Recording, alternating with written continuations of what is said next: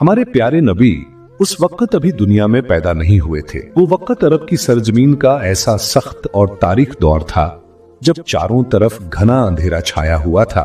उस दौर को लोग जाहिलियत का जमाना कहते थे, यानी नादानी और बेखबरी का जमाना। अरब के समाज में उस वक्त ना कोई कानून था, ना कोई उसूल और ना ही कोई शराफत बाकी रह गई थी। बेहयाई, गंदगी और फुहाश हरकतें खुलेआम फैली हुई थीं और पूरे समाज को अपने घेरे में ले चुकी थी। उस वक्त औरतों के कोई हक नहीं थे, उन पर तरह तरह के जुल्म होते, उनकी इज्जत तक महफूज नहीं थी।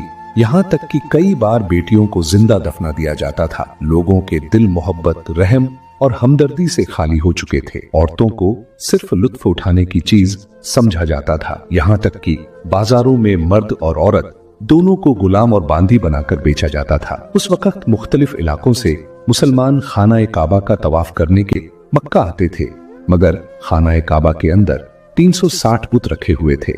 उस दौर में मक्का में मुसलमानों के साथ साथ ईसाई, यहूदी और मुख्तलिफ कबीलों के लोग भी तिजारत के लिए मुकीम या अस्थायी तौर पर रहते थे। उनमें काफिर और मुशरिक की तादाद ज्यादा थी, इसी वजह से उनका दबदबा बाकी सब पर भारी था। फिर 570 ईस्वी का वक्त आया जब मक्का के सरदार, नबी करीम के दादा और कुरैश कबीले के सरबराह हजरत अब्दुल मुत्तलिब, जो इस वक्त मक्का की तरफ बढ़ रही दुश्मन फौज की खबर सुन चुके थे। लोग उस फौज के खौफ से अपने घर बार छोड़कर भागने लगे, क्योंकि उनके पास इतनी ताकत नहीं थी कि उनका मुकाबला कर सके।